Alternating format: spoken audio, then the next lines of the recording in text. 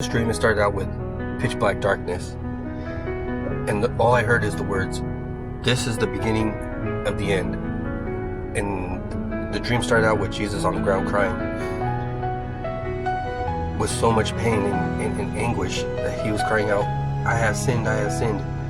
But then I came to him and I said, "No, we have sinned." And then Mary comes and starts blaming him and yelling at him like, "They're gonna die for your name," and she starts preaching all the verses about being persecuted for his name. And as she's preaching, I get beheaded, and the person that beheaded me got up, ran off in the distance. And then I woke up. So the main interpretation is Matthew 24, 8 and 9. Because the way Jesus was sorrowful and the way that I got persecuted right after that. So the first interpretation is the disciples at the beginning of Matthew 24 asked Jesus, "When is the end?" And as he sat upon the Mount of Olives, the disciples came unto him privately, saying, "Tell us, when shall these things be? And what shall be the sign of thy coming, and of the end of the world?" And Jesus answered and said unto them, "Take heed no man deceive you, for many shall come in my name, saying, I am the Christ, and shall deceive many. And ye shall hear of wars and rumors of wars. See that ye be not troubled, for all these things must come to pass, but the end is not yet.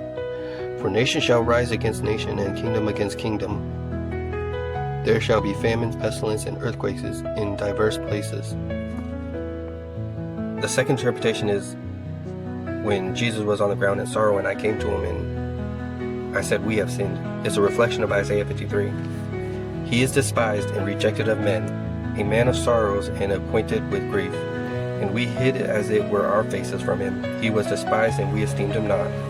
Surely he hath borne our griefs, carried our sorrows, yet we did not esteem him stricken, smitten of God, and afflicted, but he was wounded for our transgressions, bruised for our iniquities. The chastisement of our peace was upon him, and with his stripes we are healed.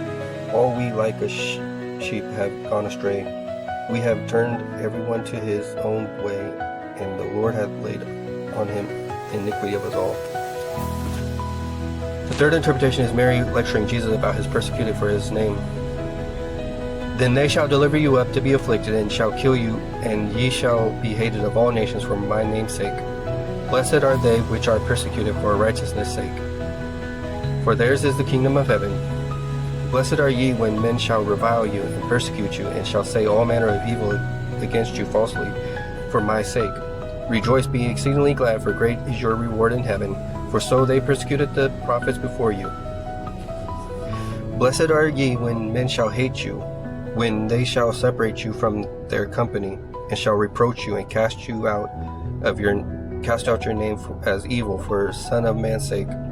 They shall put you out of the synagogues. Yeah, the time cometh that whosoever kills you will think they do God service."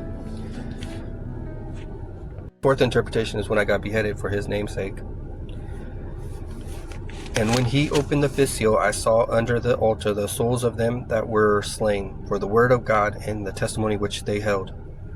And I saw thrones, and they that sat upon them, and judgment was given to them. And I saw the souls of them that were beheaded for the witness of Jesus and for the word of God, and which had not worshipped the beast, neither his image, neither had received the mark upon their foreheads or in their hands. And they lived and reigned with Christ 1,000 years." The last thing that I would say is if you put Revelation 6 and Matthew 24 side by side, you get parallel verses that reflect each other, and